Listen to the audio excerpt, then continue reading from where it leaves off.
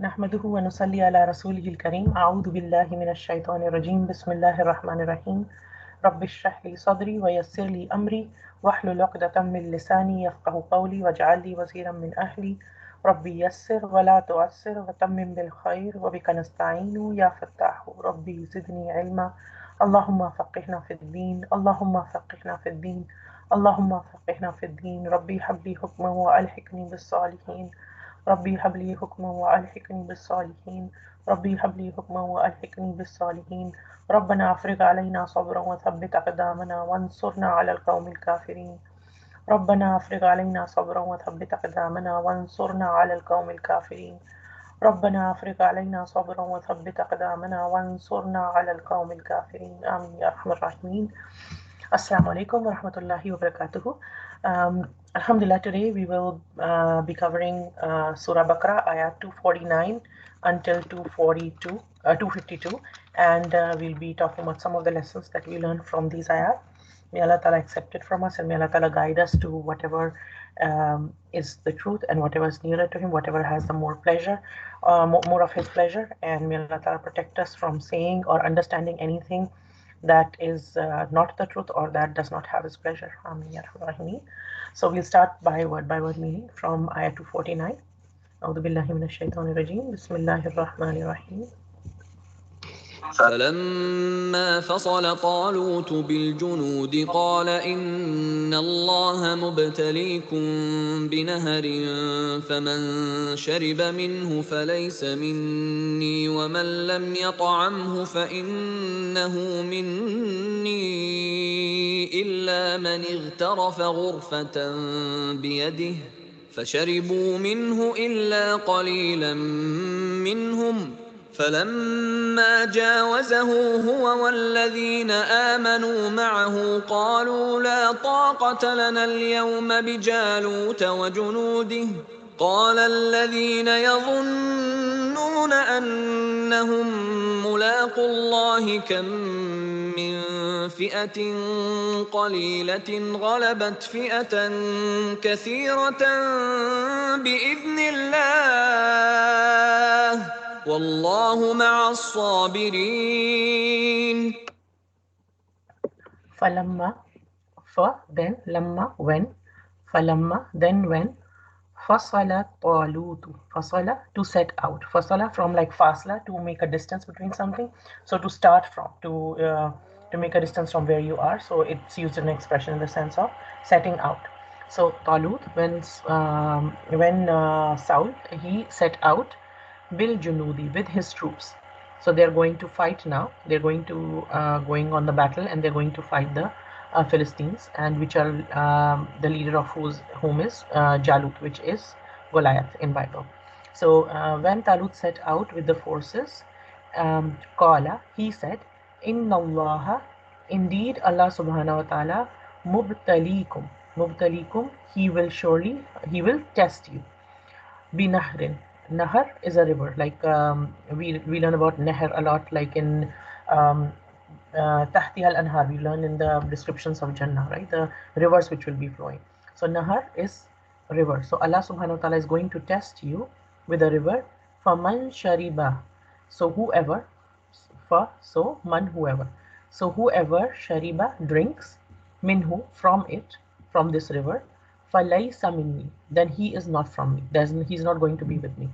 Wa mallam, and whoever does not yat'amhu, taste it, fa innahu, then indeed he, minni, is from me.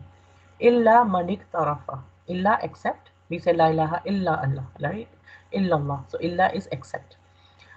Illa manik tarafa, man, whoever, igtarafa, takes, whoever takes, ghurfatan, in the hollow, in the biyadihi, of his hand, like when we put our hand, if we are, like for example, when we are brushing our teeth, we take a little bit of water in our hands from the tap, and then we use that water to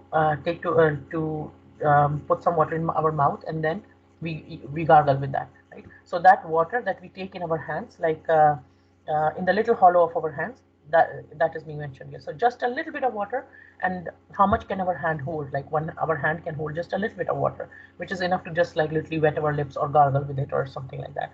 So Whoever does not taste it is from me, except whoever takes in the hollow of the hand. As in, what this means is that you're not allowed to drink from it, but if somebody wants, then they can just take as much as they can fit in the hollow of their hand, and no more than that. Fasharibu minhu, and then sharibu, they drank, minhu, from it, illa qalila minhu. So a lot of them drank from it, illa qalila minhu, except a few of them. But a few of them actually passed this test. This was a test, and only a few of them passed this test. Falamma, then when jawazahu, he crossed it, huwa walladina amanu. He as in Talut. Talut and those who believed. Ma'ahu, with him. Qalu, they said, La taqata lana al-yawma bijaluta. There is no strength for us today, al-yawm, today. La taqata lana, la, no, taqata, taqat, like in Hindi and Urdu we say taqat as well. Strength, there is no strength, lana, for us, al-yawma, today, Bijaluta, against Jalut, that is Goliath, Vajunudihi, and his troops. So they're feeling scared, and they're feeling like there's no strength for us, and they're feeling like, okay, these are very strong people, and there's no strength for us. How are we going to fight with them? قَالَ الَّذِينَ يَظُنُّونَ, and in response to this statement, that how will we fight against them and everything, said those who, so there was another group in those people, in the people who responded and who said yadunnuna. Those people, who were these people? They were yadunnuna, to be certain. Dhanan is to be certain of something, right? So yadunnuna, they were certain, annahum, that they, mulaqullahi, that they would meet Allah subhanahu wa ta'ala. Kam min fi'atin, how many of fi'atin, a company, qalilatin, qalila, small, qalilatin, a small, ghalabat, have overcome, fi'atan, a company, a group, kathiratan, large. How many times have we seen this in history? Basically, they're saying is that we are those people who were sure of meeting Allah subhanahu wa ta'ala. They replied with this. How many times has it happened that a small group has overcome a large group? Bi'idhnillah, with the permission of Allah. So don't, basically what they're trying to say is, don't be scared with just because you're a small number, just because you are very few. Don't be scared. And there are many times that Allah Ta'ala has shown us by His permission that even a small group can overcome a large group if that group has Allah's help. And then it is said, Wallahu ma'as sabirin. And Allah subhanahu wa ta'ala is with the patient ones. And who gets this permission of Allah Ta'ala? Who gets this help of Allah subhanahu wa ta'ala? The one who has sabr. The one, so Allah subhanahu wa ta'ala is ma'as sabirin.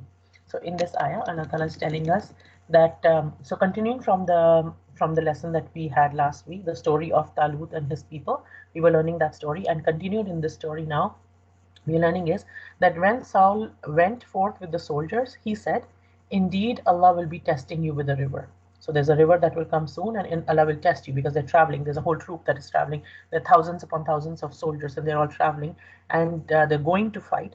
And on the way, he said to people, there will be a river, and obviously people are thirsty, people are hungry, and there's, because it's a whole troop which is traveling, but there is a test there. And he said, indeed, Allah will be testing you with the river. So whoever drinks from it is not of me, and whoever does not taste it is indeed of me, excepting the one who takes from it in the hollow of his hand, a little bit. It's okay. And people are of different levels, so it's okay if you can't handle it and you need to take a little bit in the hollow of your hand, then you can take it. But they drank from it except a very few of them. Then when he had crossed it along with those who believed in him, they said, there is no power for us today against Goliath and his soldiers.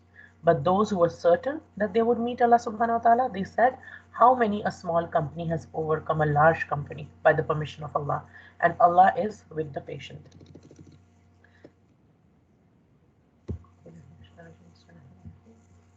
ولما برزوا لجالوت وجنوده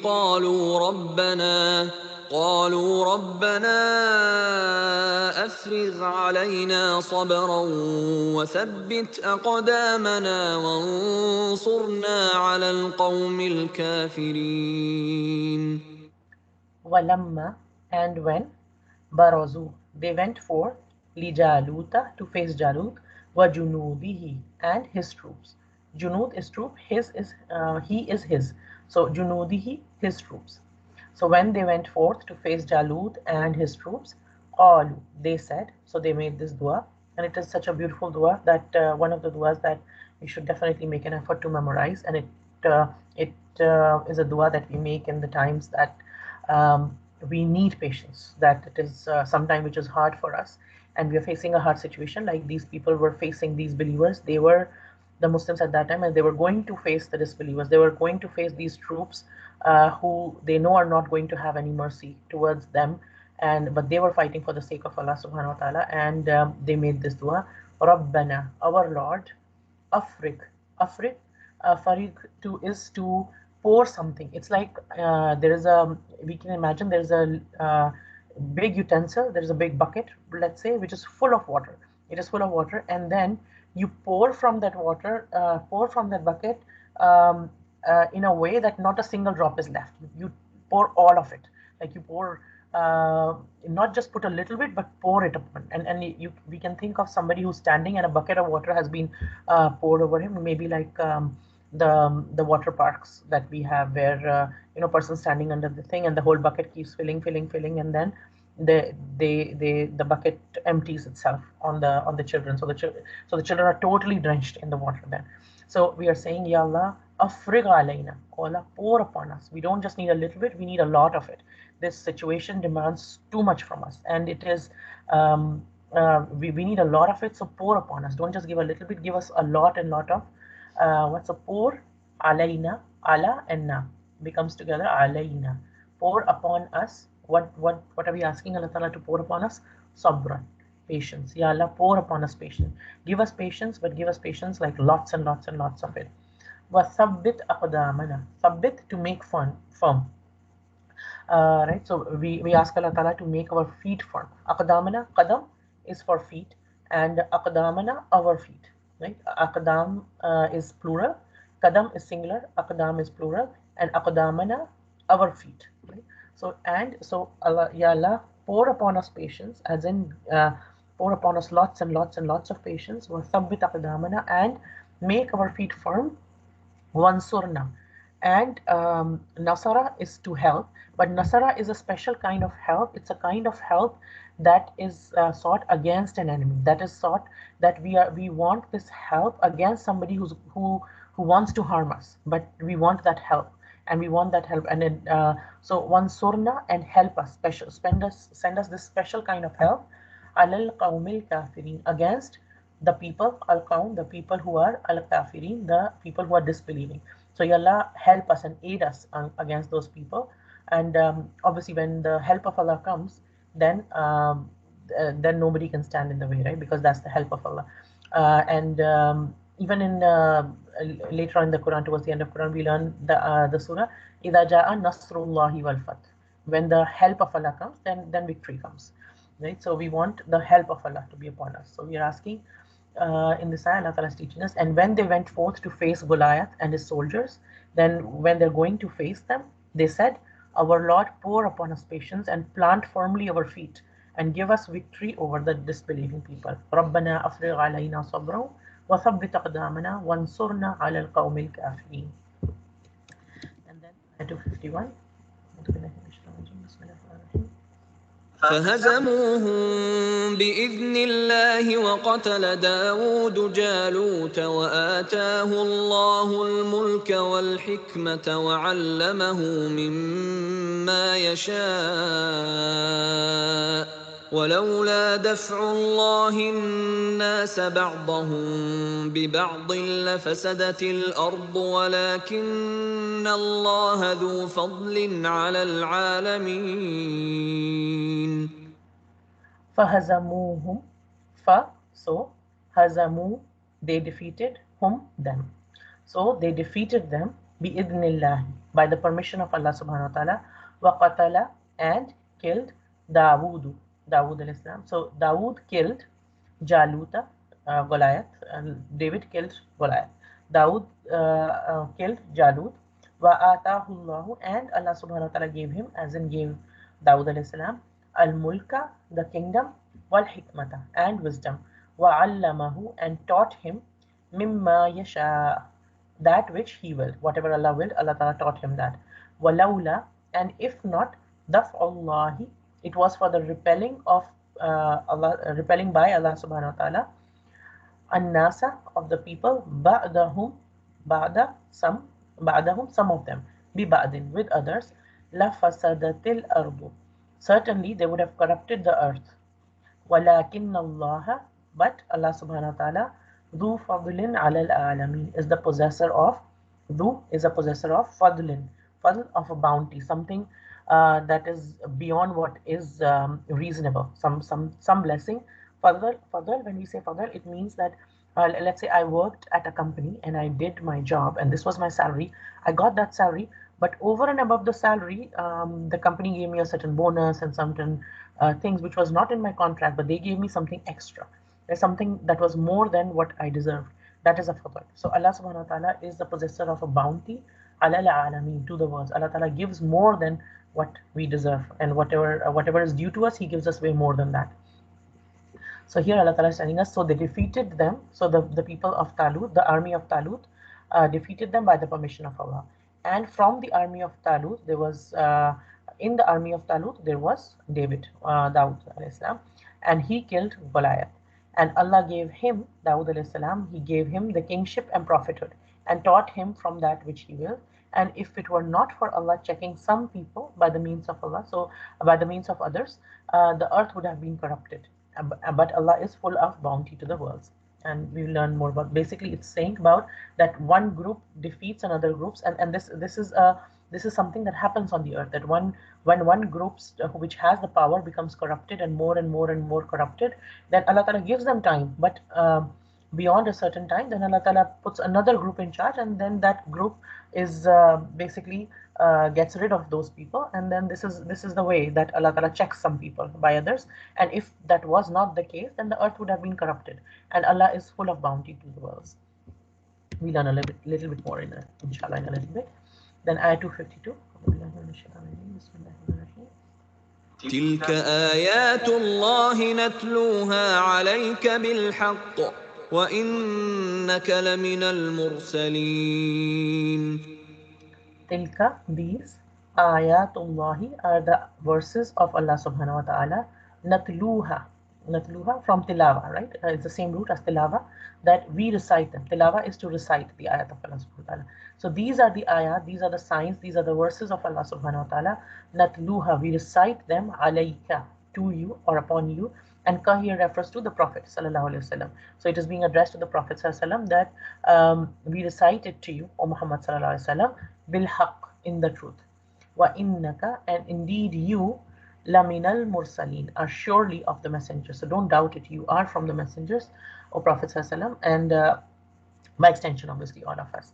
So here Allah Ta'ala is saying that these are the verses of Allah subhanahu wa ta'ala. We recite to you, O Muhammad, in truth, and indeed you are from among the messengers. With this, inshallah, today we'll be completing the second juz, alhamdulillah. May Allah Ta'ala accept it from all of us. So let's start with a little bit more explanation of this. In ayah 249, Allah subhanahu wa ta'ala tells us that the troops of Talut, Saul, along with his soldiers, they went, and he said that indeed Allah Ta'ala will be testing you with the river, right? And then whoever drinks it from it is not of me, and whoever does not taste it is indeed of me. And there is a middle way that some people would pass. Obviously, they wouldn't pass to flying colors, but one way to pass is, okay, if somebody can't handle it, or they are very, very thirsty and they can't handle the test, then they can take a little bit of water and then just drink from that. But a lot of them, majority of them actually, drank from the river, and drank here meaning they drank a lot. They didn't drink just a little bit that they were allowed to drink. They drank a lot of it, and except just a very few of them.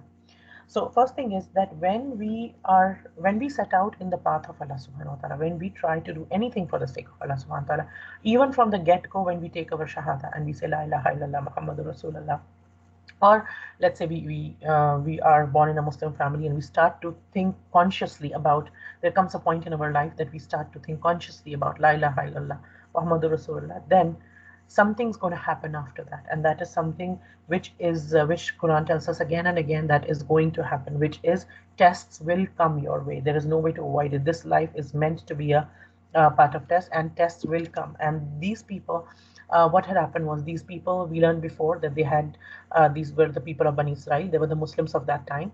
And what had happened was they had been expelled. A lot of corruption had happened, had increased amongst them, and then they had been expelled from their city, and the people of Amalka had taken over their land and expelled them and took their children as slaves and took their women and took their wealth and everything, and they had expelled them.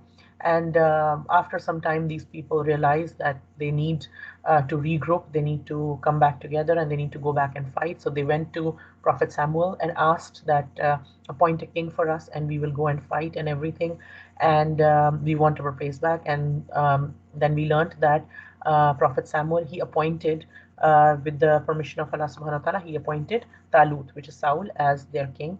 And then they agreed, many of them agreed reluctantly, but they didn't have a choice. And then they basically, one of the signs was that the ark came back to them, from which was a sign for them that he is indeed the chosen one. Talut is indeed the chosen one. And then now they have to go and fight.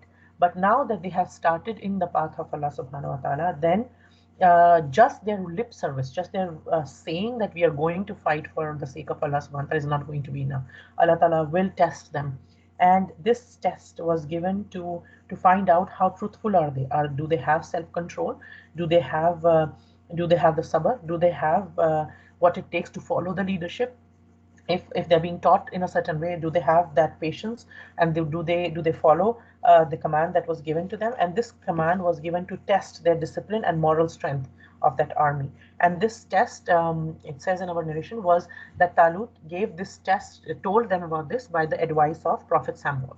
And obviously a prophet would give anything only by the permission of Allah subhanahu wa ta'ala. Prophet doesn't ask people to do things without the permission of Allah subhanahu wa ta'ala. So it was on the advice of Prophet Samuel to that Talut asked them that, okay, there is a river that is going to come, we are on the way, we are traveling, the whole troop is traveling, thousands and thousands upon people are there, they're traveling. And he says that now this is a test for you, that Allah ta'ala will be testing you. There's a river that's coming up, and then some say it was the river Jordan, and in that river, like whoever drinks from that river is not from me, cannot go ahead with us. It's not the person who's going to participate in that army. But whoever can exercise the kind of self-control and not drink from it, or whoever drinks only a little bit of it, will be allowed to stay with us and to be with us. And one thing that we learn from here is that the scholars have said is that when we are living our life, and even our test comes from things which are halal, right? There's things which are not halal for us, which obviously we avoid. But even in the things that are halal, sometimes we are tested in them. And all of us will be tested. Each one of us will be tested in our own ways. And when the test comes, then it is a test to see which way we are going to go. Allah Ta'ala will give us a choice, and there will be ways for us to do what way we take. And then it will depend on us which choice we are going to take, right? And a lot of people that we learn are not able to withstand the tests, and are given to their nafs, given to their base desires, and fall short sometimes. So, and in this army, what happened was a lot of people drank, but only a few were left. And in some narrations, it says that it was exactly 313 people. And we realized that this was also the number of people, the exact number of people that was in the Battle of Badr. Right? So there are a lot of parallels that scholars have taken from this this incident to the Battle of Badr. And if we look at when these ayat were revealed, basically Muslims had to fight just 2 months after the change of Qibla.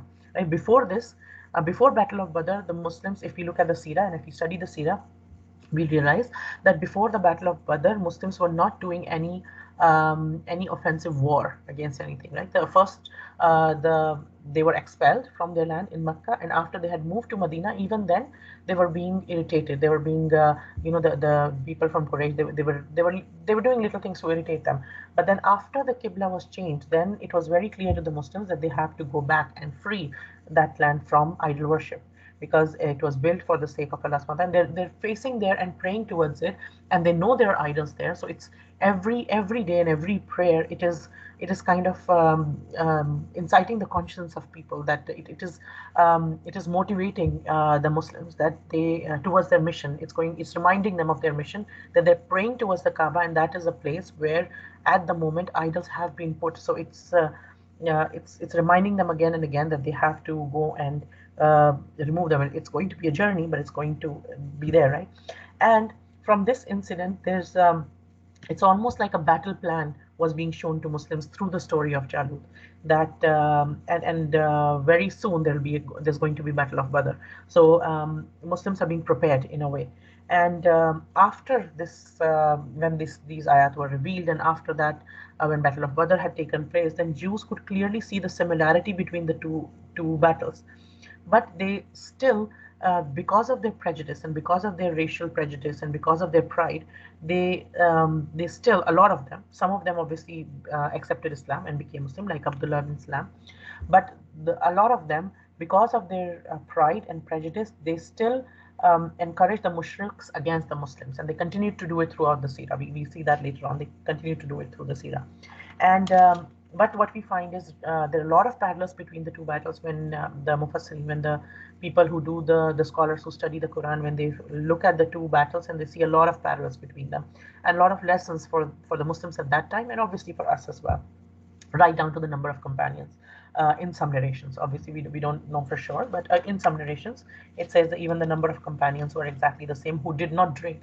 So the number of companions who participated in Battle of Badr, and the number of people who did not drink from the river and were a part of Talut's army were the same number of people, it is said.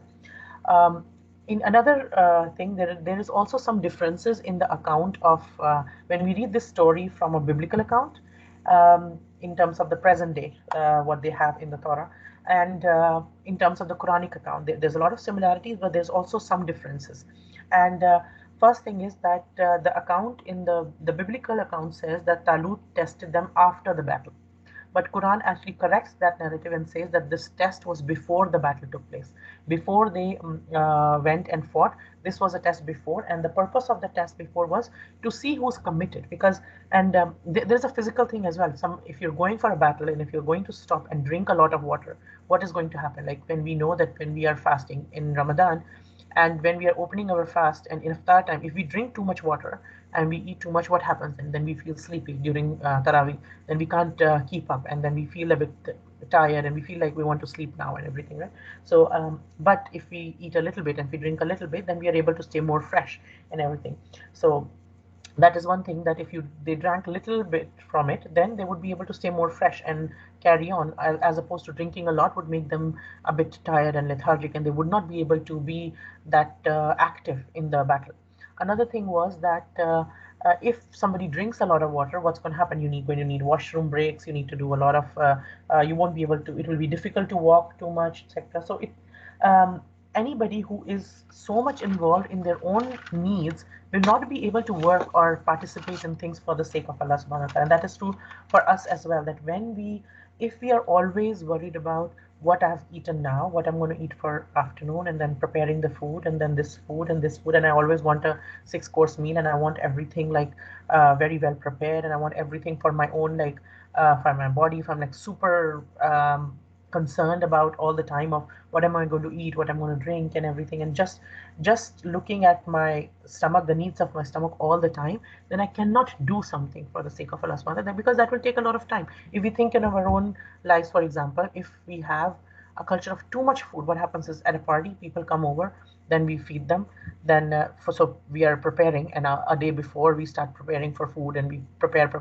When they come, we have to serve the food, then it has to be served nicely and everything, then everybody finishes eating, then we are putting away the dishes and everything, and then like half an hour passes, and then it's like, okay, it's time for tea now, then we start going to make tea and this and that, and then we just putting away the dishes again and everything, and then when everybody goes, we are busy cleaning up and everything, and then after that we are so tired and everything. And in this situation, what happens is, if there is a salah that comes in the meantime or anything, a lot of people miss their salah when they have guests over or something like that going on.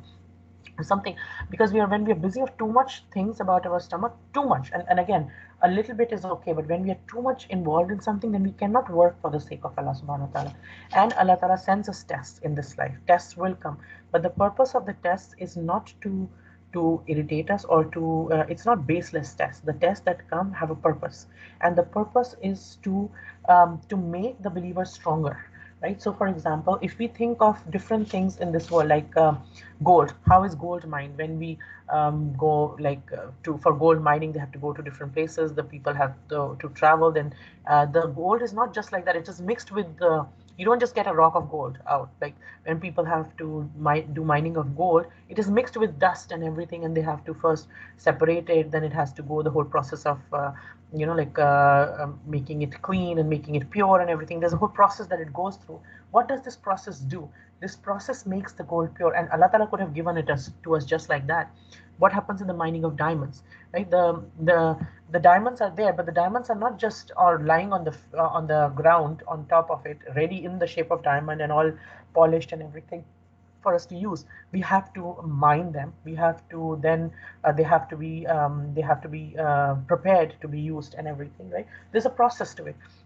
And why is that process? If we look at, like, for example, children, right? Human beings, when we give birth to children, we go through a lot of process. We don't go through a lot of pain. We don't go through a lot of, there's a tarbiyah for 9 months, a child is in the tummy. And then after that certain period of time, then the child is born, and the child is born with a lot of difficulty. If Allah Ta'ala wanted, we could have, just like we get fruits in a tree, we could have got children very easily too. Why was there a process to it? Allah Ta'ala has put a process in things, because that process prepares us for something, and in that process is our tarbiyah. In that process, Allah Ta'ala makes us ready for what he wants us to do, right? Because these people, when they were tested out of that river, what was the big deal about the river, right? The big deal was not the drinking or not drinking. The big deal was following the commands of their leader, and following the commands that Allah Ta'ala is sending to them, and then whoever follows and controls themselves. Because what is their base instinct? The base instinct is to drink, because they're thirsty. It is a natural tendency to want to drink when you are thirsty. But they have been told, and it is halal, it's not alcohol, it's not anything wrong, it is water, it is pure clean water. But they are told, no, you can't drink from it, and that's a test. When they are told to not drink from it, and it is a test, that is what, by controlling themselves, by stopping themselves from where they're told, that prepares them for what is coming next. That prepares their self-control. That puts in them a kind of patience, and that Allah Ta'ala develops patience in them, and through that patience they're able to do what they're going to do, because they're going to meet an army which is much bigger than them, which has people who are much stronger than them physically, who have tactics of war much more than them, who are much more well prepared than them, and yet they're going to face this big army. The smaller group is going to face this bigger group, yet all this is going to come from these tests. This journey is going to prepare them for this test, right? And again, it is for us as well. We will also have these tests, and it will prepare us for our things that we are going to do as well. And what happened when this test was given to them? A lot of people, they gave up and they drank a lot, which showed that their resolve was not that strong, which showed that their and Allah Ta'ala doesn't want a lot of people. He doesn't need a lot of people who are half committed. Allah Ta'ala's work, He wants people to come with full commitment. He wants people to come to His cause who have a sort of commitment, that they'll stand up for it. And yes, there will be parts of weakness, and there will be things, there will be mistakes, there will be things, but then who are able to keep up with it, whatever they're asked to do, right? And so those people who had yaqeen, now they act with courage and determination, and then they get the support of Allah subhanahu wa ta'ala. So a lot of them, though, what they did was they drank from it. And again, one thing we learned from here is, usually we'll find that it is few people who actually follow, and it is we learn it again and again in the Quran. Again and again we learn that a few people who are thankful, a few of the people who have sabr, there are a few people who do this. And subhanallah, there was an incident that at the time of Umar radiallahu anhu, that a person was making dua, when Umar radiallahu anhu heard him making dua, and he was saying, Ya Allah, make me of the few, Ya Allah, make me of the few. And Umar radiallahu anhu went to him and said, what dua are you making? Uh, we never learned this dua from our sunnah or anything. Are you just making up a dua? What are you doing? And this person said, Umar, haven't you heard in the Quran, haven't you read in the Quran that Allah Ta'ala says about this, that just a few of my servants are like this, just a few of my servants are like this, right? And I want to be out of the few. That are those people who obey Allah Ta'ala, that who are people who are thankful to Allah Subhanahu wa Ta'ala. And Allah Ta'ala told us already that it will be only a few of people. So I am asking Allah Ta'ala to make me of the few of them. And Subhanallah, at the humility of Umar, he was the Khalifa at that time, and yet he said, yeah, Umar, woe to you that a common man knows more than you, and your knowledge is so limited. And so basically it motivated him to that you should know more. You're the leader, you should be getting more knowledge and everything. So anyway, so what these people did was, a lot of them drank from it, but some of them didn't, and then they crossed it. And those people who had drank from it, obviously they couldn't cross it. And it is said that some of them said they got scared, and it is said, no power for us today against Goliath and his soldiers. Now there are two opinions about who were these people who said this. One opinion says that these were the people who had drank from the river, because they were the people who were weak. Some of them were hypocrites. Some of them they just didn't want to fight, or they got lazy and everything. And now they're feeling scared because there is no power for us. We can't fight Goliath and his soldiers, and they couldn't even cross the river then, because they were like, oh no, we can't do it. You guys go ahead. We can't. We're not going to fight. Like, this is too much. Those people are too strong for us. Although they had set out for this purpose, they knew it before, but now weakness and fear was striking them, that what am I going to do when I'm going to face. So these people, so obviously when they don't follow the commands, then the fear strikes them.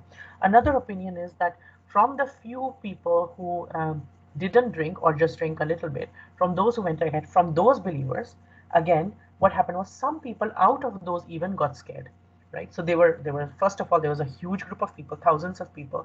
And if we see what is happening is they're being tested at every point. First of all, they had to when they were all dispersed in the land, when they were expelled from their city and everything, first the realization to come to them that we should do something about it and everything. And then when the realization came, then they went to Prophet Samuel and ask for a leader, and to organize us, and we need to go and we need to do something about it. That was one test for them. And then when a king is appointed over them whom they do not want, to accept him as a king, that was a test of their sabr as well. To accept somebody as your leader who you don't want to be a leader, that is a big test, because then you have to, and then to listen to him is another test, because this is a leader that I didn't want to be my leader, and now I have to even listen to him. And that is a bigger test of sabr, because now they have to do the sabr of whether to drink or not to drink, because this is the command of their leader. And which also tells us that the leader can command, and it also gives us a thing that a leader can um, um, pass somebody and not pass somebody, right? Like, somebody can be passed, somebody can be failed. And that is also a part of this life. So what happened was, out of these people, now the people are being narrowed down at every step. Like, some people have come out, some people, out of those people, a lot of people have been left at the stream because they drank from it. Now the people who have come and crossed the stream and drinking, either not drinking or drinking only a little bit out of it, even out of those people, some of them started to be scared. Some of them are saying that there is no power. How are we going to face it? Yes, we're going to go. We are on the way, but like, how are we going to do? We don't think we're going to survive, and what is going to happen and everything, right? So all this is going on in their minds. And to this, some of the other people from their group who responded, and those people who responded were those people who stayed strong, who still have the courage, whose courage did not give up, who did not lose their courage and confidence. Those are the people who did not lose their confidence, were the people who were certain they would meet Allah. Which, first thing that tells us is, what preserves our courage. And we all will fear. We all will face fear in our lives in different ways. We'll face fear, but the only way to, there is no other way. There's only one way to hold on to the courage, to not lose yourself in fear, is to be certain that we are going to meet Allah. And especially when somebody is going on and doing something for the sake of Allah subhanahu wa ta'ala, then the bravery and courage that makes like even more than our own life, it becomes more dear to lay down your life for the sake of Allah subhanahu wa ta'ala. That bravery and that courage comes from the belief, from true conviction, that even if I die in the cause of Allah subhanahu wa ta'ala, I wouldn't be really dead. I would actually be attaining true life. And I'll get blessed by meeting my Rabb. Right? That kind of conviction that I am definitely going to meet Allah subhanahu wa ta'ala, that gives a person courage. That gives a person courage to follow through the different circumstances of their life. And for these Muslims of that time, for these Bani Israel of that time, who were Muslims of that time, it gave them the courage to this full belief, this full conviction that they are certainly going to meet Allah subhanahu wa ta'ala. That gave them the courage to face this huge army. And they replied that, it has been a case that how many times that, by the permission of Allah subhanahu wa ta'ala, a small group overtakes a large group. It happens. It's not, basically what they're trying to say is, it is not the number that matters. What matters is how much conviction we had, how much faith we have, how much certainty we have that Allah Ta'ala is with us, and how much sabr can we have. And it's not just the faith in Allah Ta'ala, it's along with that we have patience, and we stick to we stick to our plan, we stick to our what we are supposed to do, and we don't give up halfway. And that is what, and when we stay firm, and when we act with courage and determination, that Allah Ta'ala gives us more courage and determination. That certainty helps us. And this is, some scholars here draw the parallel from the time of Battle of Badr, that when actually the group that was set out at the time of Battle of Badr, the group with the Prophet ﷺ, they had not gone to fight. Their intention was to intercept the caravan of Abu Sufyan. But what happened was, Abu Sufyan's caravan left, and he had sent a message to Quraysh to send some help, and they brought up a whole army, and their purpose was, and all the big leaders of Quraysh got together, like Abu Jahl, and a lot of other of their leaders. They all got together, and they came, and their purpose was that, and they were so confident that they're going to literally massacre all the Muslims, and their purpose of, let's just finish them off and everything, and we are going to win for sure and everything. And they were a huge army. There were 1,000 compared to 300 of the Muslims, right? So this huge army is coming, and when the Muslims got to know that it seems like rather than the caravan, they're going to meet the army, the Prophet ﷺ called the Sahabas, and he asked the people, okay, what do you want to do? Because Allah Ta'ala had told me that you are going to meet one of them, and either of them you're going to be victorious. But then what is your opinion? What do you all want to do? And subhanAllah, first thing it teaches us about the Prophet ﷺ's character is, he was the Prophet of Allah Ta'ala. He didn't need to take the opinion of his people, but he always, and we learn this again and again in Sirah, he always took the opinion of his people, that okay, what do you want to do? And he always had them on board with him when he was going to do things, right? So one thing we learn is to involve the people. And how were those Sahabas? They were such beautiful Sahabas that Miqdad, one of the Sahabas, Miqdad, got up and he said, when Prophet ﷺ said this, that this seems like there are huge armies, looks like they outnumber us a lot, by 3 times, in fact, and we're not even prepared for war. So they didn't have weapons to fight the war and everything. They had very few things to fight with and everything, and they were not prepared at all. Yet the Prophet ﷺ is asking them. So it seems like a suicide mission from the look of it, that you're such a small group and everything, but are you going, what do you say? Do you want to come and fight? And the first Sahaba, the Sahaba that said was Miqdad ibn Aswad al-Kindi. So Miqdad radiallahu anhu, he said that, Ya Rasulullah sallallahu alaihi wasallam, we won't be like the people of Musa alayhi salam. We won't be like the people, the Bani Israel, who said, you go and fight. When Musa alayhi salam told them to go and fight, and they said, no, you and your God go and fight. We are sitting here, because they were scared.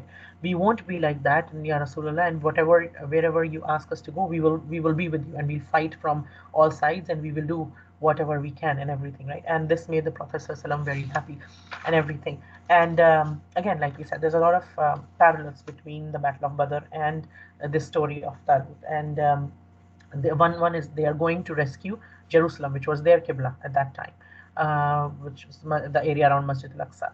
And what the Muslims had to go was, their ultimate mission was to free Makkah, to free their Qibla of the idol worship, and to establish the Tawheed of Allah subhanahu wa ta'ala there, right? So what they were told was, and what they said was, this small group, it is not the number that dictates whether we are going to win or not.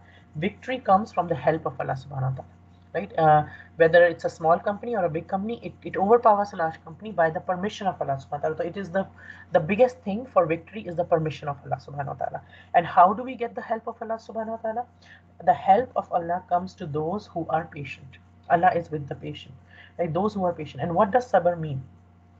Sabr means that when we are doing our work, when we are doing something, then we keep doing it despite the storms that we face, right? And sabr, we need sabr when anything that happens which is against our wishes, against what we really want.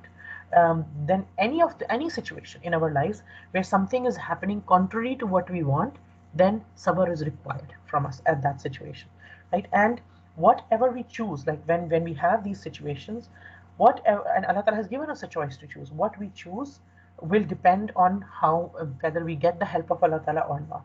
And Allah Ta'ala tells us that His help is with the sabirin, and whoever has Allah with him, then they have the biggest strength. Then obviously nobody can defeat them. So what happens, and how can we understand sabr in this situation? Like, all of us feel anger, sadness, and frustration at different points in our life, right? At different points in our life. And when we are angry or frustrated or sad, then there are some natural reactions inside us, right? So, for example, if somebody is really, really angry, then what they feel like doing is we feel like screaming, we feel like shouting, we feel like throwing things, we feel like literally acting out or doing anything. But what will we get out of that if we are shouting or screaming, if we are doing something? Then if we keep doing that when we are angry, then we won't really benefit anything out of it. In fact, we'll be putting ourselves in deeper waters. As opposed to that, if somebody understands that yes, I'm angry, and anger has a lot of energy in it, right? And that energy, they understand that they're angry and they're rightfully angry at something, and they channelize that anger in the right way, right? Then that anger sometimes makes us do things that we haven't done for months. Something we are planning to do, but we don't do for months. But when we are very angry, then that anger, that energy makes us do something. But when we have sabr, then we are able to channelize that energy, right? So when we are really in a height of any emotion, whether it's too much happiness or whether it's too much anger, too much sadness or too much frustration, then some natural tendencies come to us. Then if we control those tendencies and then we can positively channelize them, then we can do things out of them, right? So when we have this very high emotions, then we should brainstorm and look for superior solutions and use ourselves positively, like maybe change our course of how we are doing things and keep doing something and take ourselves to the level of excellence, right? And when we do this, so for example, if we are really angry, like one example was, there's a one lady who says that when I'm really, really angry about something, what I do is I start cleaning the house and I scrub the washrooms, I scrub them hard, and I scrub this, and I try to exhaust myself physically. I start doing something, and I start, like, for example, cleaning the house, and I clean and clean and clean and clean in a way that, like, I'm able to literally, like, when I'm super angry, my house gets sparkling clean. That's one thing that gets done, and I get that physical energy out of me because I'm like so filled of like anger and energy at that time, right? So and different people can handle things in different ways, but when we have, and Allah Ta'ala gives us these situations, but the purpose of these situations is to channel us. Sometimes, like we were talking about the gold and the diamond and everything, there's a process that brings those tendencies, brings the gold out of the dust and everything. Similarly, each one of us has a lot of talents. Allah Ta'ala has blessed us with so much potential that we don't see ourselves. We don't know it ourselves. It's not being served to us on a platter. But those tendencies will come out through those tests, through the fitnas that we face. And through these tests, those talents, those tendencies, those some certain abilities that we have will come out that were not even clear to us ourselves before. And that will come out when we are patient.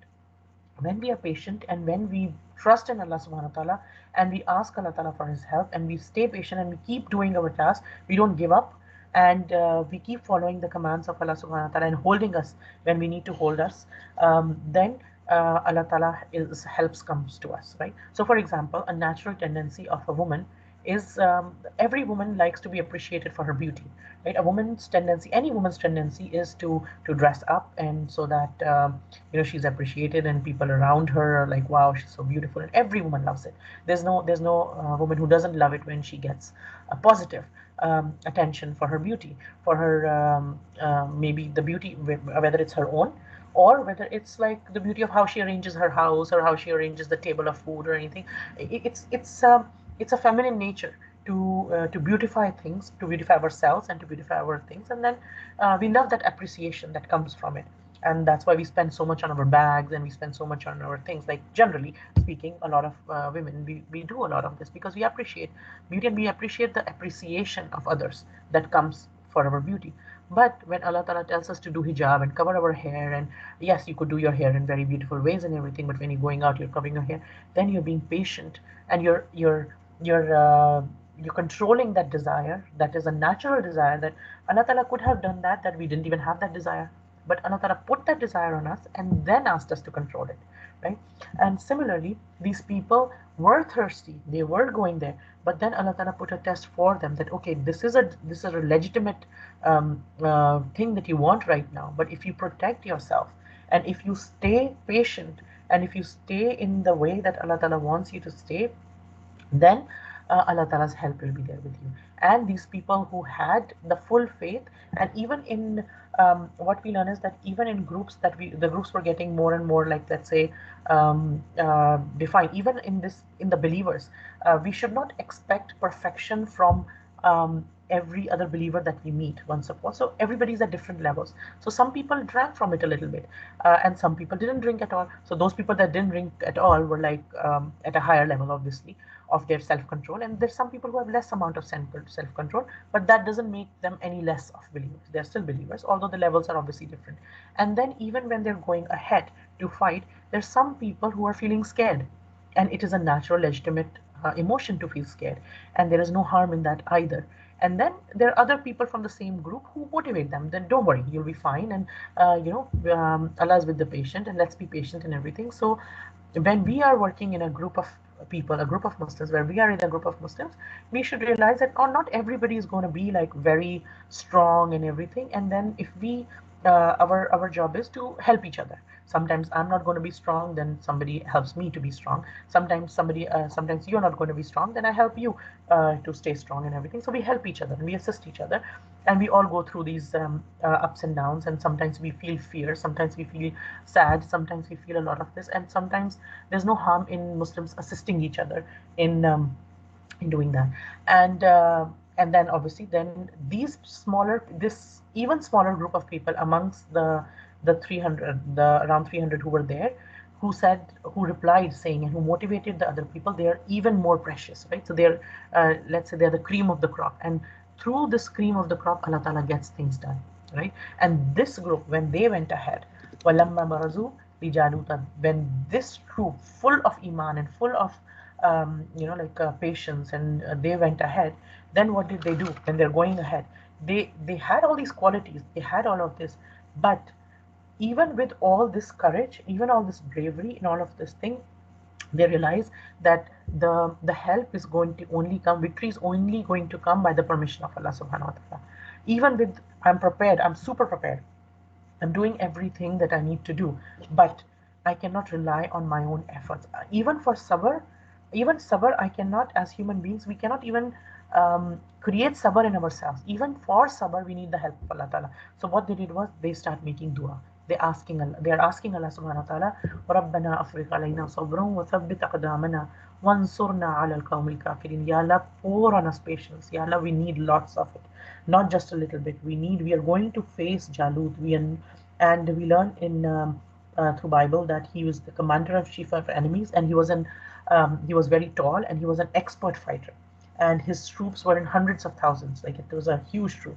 And even in Islamic history, we learn a lot of these battles and a lot of these things when a small group came overpowered a large group, and that we learn throughout history. Even otherwise in history, we learn from different places of history. We learn the same thing, right? And what we learn is that uh, when um, when we have less asbab means the means of doing things. when our asbab is, when our means are very low in any situation, when we are trying to do something and our resources are very low and we are going to face something or someone who's much stronger than we are, or who are much more who lack mercy towards us, but we have to face them and everything.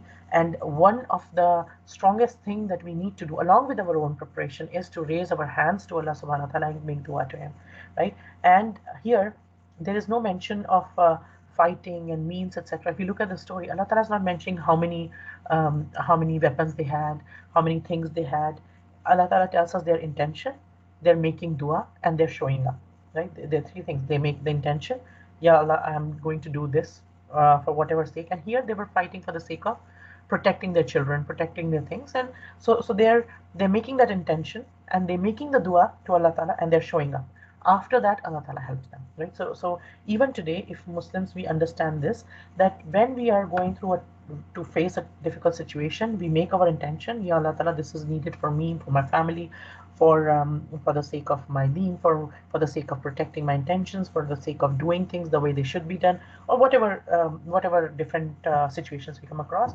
And then we make dua, we keep ourselves firm, we make dua to Allah Ta'ala, and we show up in the situation, and Allah Ta'ala will inshallah help us from that, right?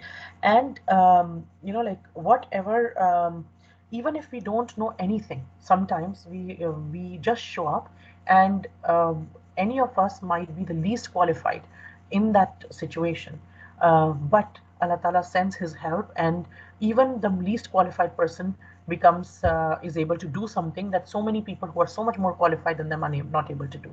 So because we will see here what is going to happen is that out of the troop of Talut, Dawood alayhi salam, who was just a shepherd, who was not even not one of the elite and everything. He's the one who killed Goliath, and he's the one who then became the king. Who was like he showed up for the cause of Allah subhanahu wa ta'ala, and Allah ta'ala got work from him that he had not expected and nobody else had expected, and Allah ta'ala got that work done from him, right? And when we are saying this dua, what we are saying is, Ya Allah, don't keep us firm, as in don't remove the tawfiq from us, the tawfiq to be able to, tawfiq meaning intention and inspiration, when that Allah Ta'ala inspires us to do good things, and he gives us the opportunity to do good things as well, and he makes us do those good things, right? That's a tawfiq, and we are saying, Ya Allah Ta'ala, don't take that tawfiq away from me, keep my feet firm, don't let me, I know I'm weak, I know I'm the thing that I'm going to face, or whatever things I'm going to face, they feel too hard for me, they feel too strong for me, but you are the one who can make my feet firm. Ya Allah, make my feet firm, and pour patience upon me. Pour patience upon me so that I'm able to handle this. I'm able to handle this in a way that I just don't need a little bit, and I need a lot of it. And I know that sabr cannot be created. I cannot create sabr in myself, although I want it, but I'm finding it hard to create it in myself. So, Ya Allah, sabr is also bi'idhnillah. Sabr is also from the izn of Allah. Sabr also comes by the permission of Allah. So, Ya Allah, do this permission for me. Give this permission to me. Say kun for me, that put sabr in me. That sabr is not just patience, but it's also persistence, right? So again, sabr is one word that cannot be translated in just one word in any language. It has layers upon layers of meaning. It has two deeper meaning. It's patience, it's perseverance, it's courage, it's the ability to withstand things that we thought we will not be able to withstand. It's the ability to stay firm. So we are asking Allah Ta'ala for that kind of sabr, and Allah Ta'ala tells us that whoever believes him and whoever has full trust in him and asks Allah Ta'ala for sabr and keeps their feet from, Allah Ta'ala will show them the way. Allah Ta'ala will not leave them unguided. Allah Ta'ala will show them. In fact, in certain situations, we don't know what are we going to say. We are like, okay, I'm going to have to face this situation. What will I say? What will I do? Allah Ta'ala puts words in our mouth, and we're like, Ya Allah, how did I say that? Like, how did this happen? How could I say this? How you guided me? And you were like, wow, subhanallah. It could not have come from myself. It was from Allah subhanahu wa ta'ala. right? And we also learn another parallel from this, from the Battle of Badr. What happened before the Battle of Badr?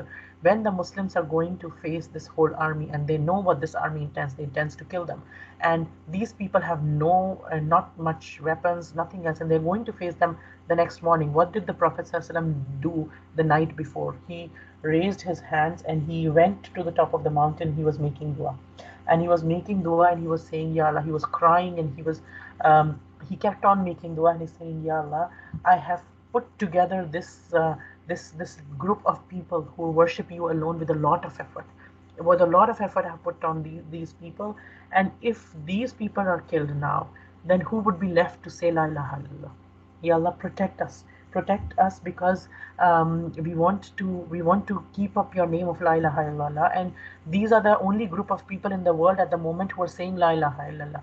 So protect us, protect this little group of people, and don't let them be destroyed and everything. And he kept making dua, and he kept making dua. And Abu Bakr radiallahu anhu, when he went to see the Prophet sallallahu alaihi wasallam, he was crying and making dua so much that his um, with the intensity that he was making dua and crying, the shawl, the the the sheet that he had upon him, wrapped upon him on his shoulders, fell down because he was crying so much and shaking so much, making that dua, that Ya Allah. And he was crying with his tears, and his sheet has fallen down, and he's crying and crying and crying and making dua, Ya Allah, protect us. Ya Allah, protect this group of people who say La ilaha illallah. Protect these people, and protect these people so that we can spread your message.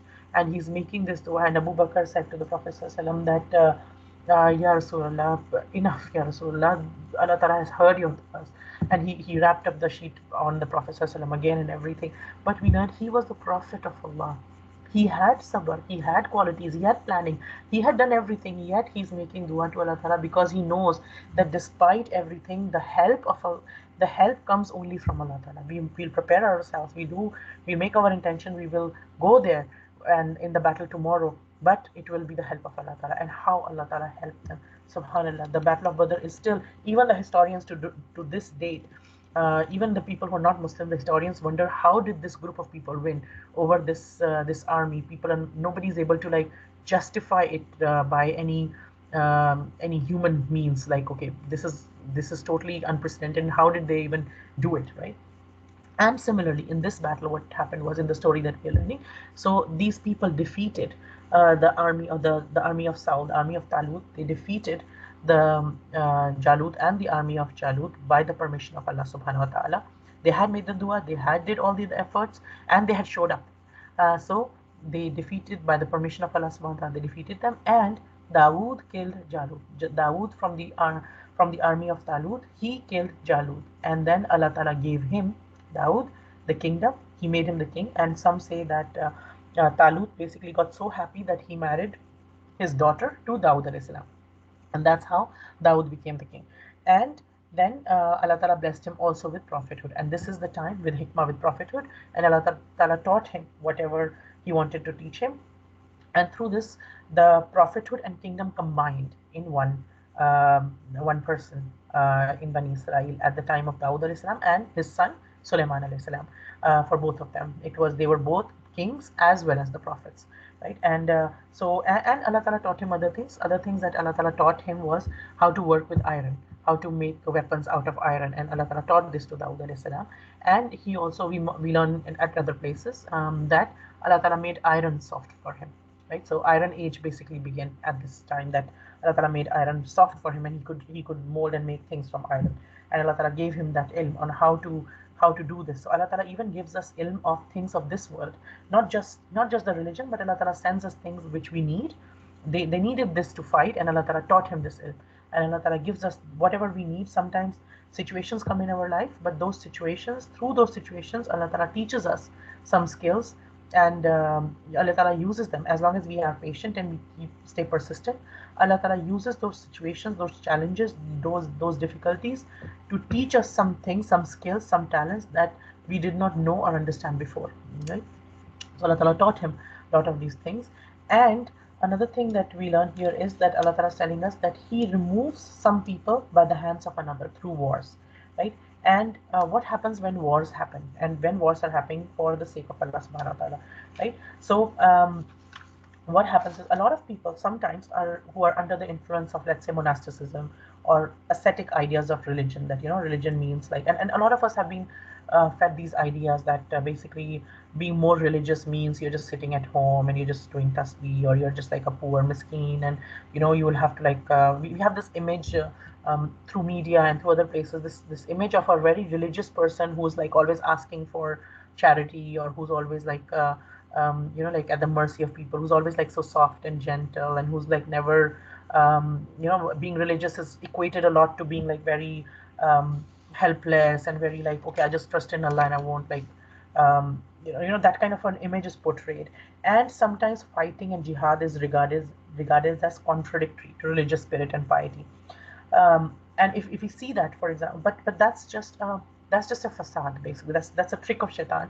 Because if we think about it, before the Battle of Badr, what Quraysh did was they cited, for an argument against the Muslim, they cited the weakness of Muslims as an argument against them. They're like, oh, they're so weak, like they boycotted them, they used to torture them, they used to oppress them and everything. And when the Muslims used to come to the Prophet Sallallahu Alaihi Wasallam, Ya Rasulullah, can we retaliate? They were brave people, like Ali radiallahu anhu, Umar radiallahu anhu. We know how much they did later on in the Sirah. But when they used to go to the Prophet, they used to see Bilal being tortured. They used to see other people being tortured who were like not very prominent people, who were not very rich and famous people of the society. They were being tortured physically a lot, because they couldn't physically torture Umar. They couldn't physically torture Ali, but they could physically torture the people who were poor and who were like slaves and everything. And when the people who were more well off, they saw this, their blood boil. These are our brothers in Islam, and how they're being treated. So they would go to the Prophet ﷺ and say, Ya Rasulullah, can please give us permission? Can we go and fight? And the Prophet ﷺ said, no, Allah Ta'ala has not given us the permission to fight yet. Sabr, sabr. They couldn't fight at that time, even though they were capable of fighting. Allah Ta'ala told them they couldn't at that time, right? So they had to stop themselves from doing something for the sake of Allah, even because it was the Allah's command. Subhanallah, that is like submission at another level. And later on, when they were immediately after Battle of Badr, the same Quraysh who used to basically cite weakness of Muslims as an argument against them, now tried to use the Muslim people's eagerness and zeal for fighting and jihad to undermine their religious positions. Like, okay, they're so eager to fight now. They're so like, oh, look at these Muslims. They just want to fight all the time, and they're fighting and everything. So they used the two opposite things, but their purpose was not logical or anything. They were just using it as an argument. And even today, we see this negative image about war. And yes, terrorism or doing anything which is against the commands of Allah subhanahu wa ta'ala. There are very specific commands about war that we will learn through Quran and Sunnah, is that we are not, first of all, we are not allowed to harm any innocent person or a civilian. We are not allowed to harm any natural resources. We are not allowed to harm, there are tons of laws about war, about prisoners of war, about things how to do with the war, and who can declare a war, who cannot declare a war. There are lots of things around that. But when it's a just war, when it's a war that is that has been initiated by a prophet or by a rightly guided Khalifa of Islam, and at this moment today, in our day and age, right now, there's no Islamic Khilafah. So we cannot use this justification for anything at the moment. Right now, it is not that kind of a cause right now. Yes, there are political and social realities at different places, but the people who are living there will decide according to their own realities. But basically, sometimes Allah Ta'ala does this, and this is a sunnah of Allah Ta'ala, that He does this, that He removes some people through some other people. And if He were not to do it, then a lot of fasad would have happened, a lot of corruption would have happened in the earth. And it is a way of stopping the corruption that Allah Ta'ala sends some people against some other people. Right? And therefore, we should, sometimes war is needed, sometimes aggression is needed, sometimes, and our religion does not tell us to be just laid back all the time. Our religion tells us there's a time for everything. There is a time to have patience, and there's a time that sabr means not raising your sword, and keep your sword inside even if you feel like fighting. And there's a time to fight, when even if you feel like not fighting, you need to fight. Like, there is a sabr in not fighting, and there's sabr in fighting as well. And the war is not essentially wrong in Islam. Fighting for the sake of Islam is done for three reasons, and for which the prophets and the people guided by Allah subhanahu wa ta'ala did fighting. And fighting is done First, to raise the word of Allah subhanahu wa ta'ala over others. Second, the fighting is done to establish justice and balance. And the third, fighting is done to remove mischief and corruption. So when we have to stand up a fight to for and in our day-to-day lives, when we have to fight for any of these things, sometimes we will come in those situations that we will need to be slightly more aggressive than our usual nature. We'll have to be a bit more strong and firm and everything. But if it involves establishing justice and balance in this world, and if it involves removing mischief and corruption, and if it involves raising the word of Allah Ta'ala over others, then that jihad of the righteous people, that kind of a fighting is beneficial actually, and it is in the interest of mankind. That kind of jihad of righteous is the cause of goodness and virtue, and it is a great blessing of Allah subhanahu wa ta'ala upon the people of this earth. So one thing that Allah Ta'ala um, basically he reframes our mind here is, don't look at war and fighting as wrong. War and fighting is needed at times sometimes, and our religion is not a laid back sort of religion. It is to pick the right thing at the right time, which is hikmah, right? We ask Allah Ta'ala for hikmah, that Allah Ta'ala give us the wisdom that we do the right thing at the right time, when to keep our mouth shut, when to speak, how much to speak, with how much.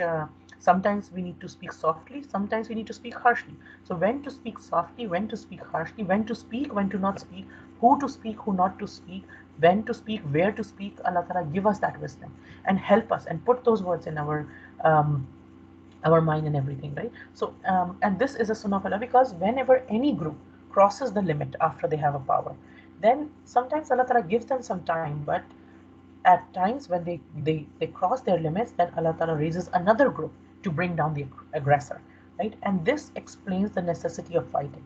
And because if it was totally unlawful, if you make fighting totally unlawful, and yes, the default position of Islam is mercy and peace. We try our best to keep peace. We go to extreme lengths as much as we can to keep peace and do everything.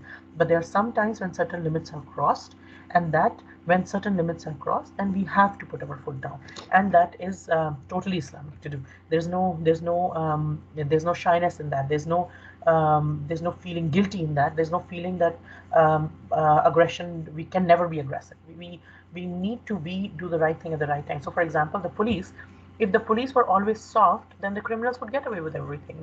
Police cannot always be soft. The police are supposed to be generally kind and soft. Like when we see police officers, like when a cat has, like got up the tree or something, police officers or fire officers come and help rescue the cat, and they help children who are crossing the roads, and they do all these things. So we see all these nice and peaceful and good gestures, which are very good.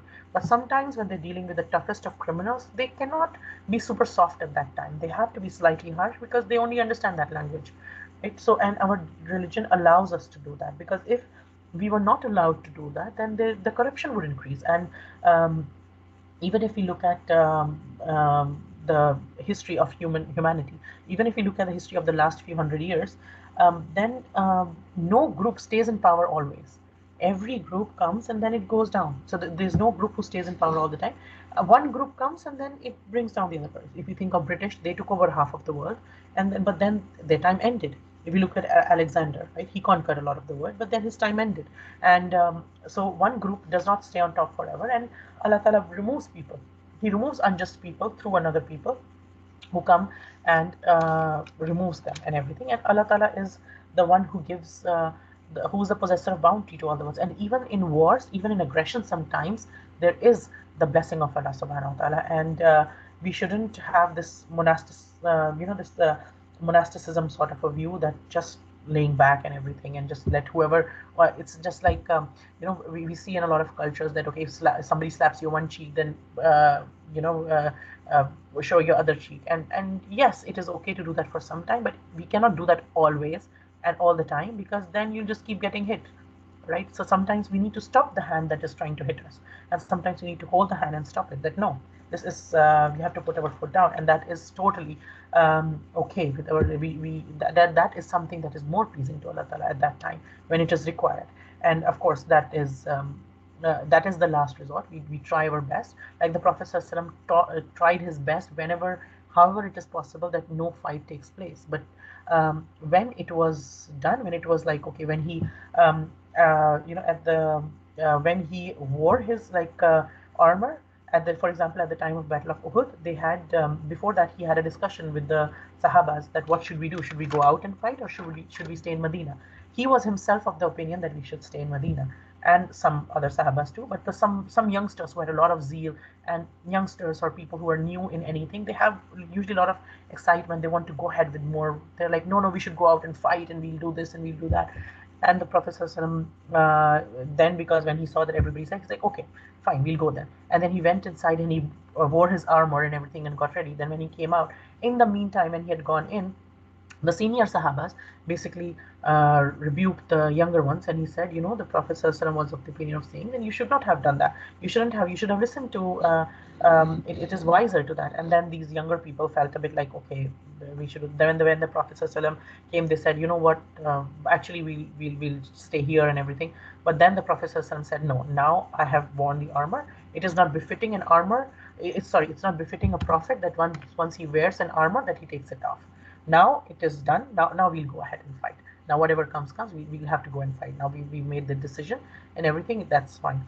Right? So it is depends on the situation. But when we have gone ahead, when we're persistent, then we don't turn back from the way of Allah Subhanahu wa Taala. And after this, Allah Ta'ala tells us that to the Prophet after telling this whole account of the story of Talut and Jalut, and how Dawud alayhi salam came into prophethood and got his kingship as well as prophethood, then Allah subhanahu wa ta'ala addresses the Prophet and after telling all these stories, and he tells the Prophet that these are the ayat, these stories have ayat, these stories have signs in them for you, and you are reciting these. We recite them to you in truth. These are truthful stories. These are not just fiction. These are not stories that are made up. The things that Quran tells you is exactly the truth. And it also told us that how Bani Israel had turned certain important events in their history into meaningless episodes. By saying that. If we look at the Quranic version of this Talut and Jalut story and everything, there are a lot of lessons for us, and there's a lot of lessons for each one of us in our own lives and for the community at large. For Muslim community as well, there are a lot of lessons, and these lessons, if the plot is twisted, then we don't get those lessons, right? And Quran tells us the true stories. First, it's lesson for all of us that we should tell true stories. We should not spend our time with fiction too much, because at the end of the day, it is a lie. Right? The more true stories and the more truthful instances or stories we are used to listening and seeing and watching and narrating, the more it impacts our character, right? And another thing was that these were not just stories. The stories that Quran tells are not just stories. There are lessons for all of us, and this for Bani Israel, this was a sign that the Prophet ﷺ is a Rasul, because how else would he know these stories?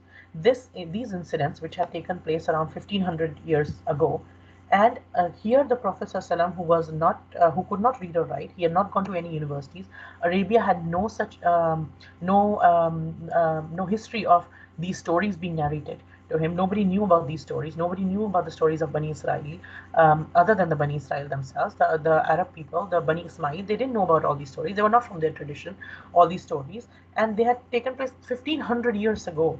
And here the Prophet ﷺ, who could not read or write, who had not gone to any university, any place to study, he had not been in contact with any people of the Jewish or Christian backgrounds, and he's narrating these stories with such correctness and truth, clearly, faithfully, and free of any inconsistencies.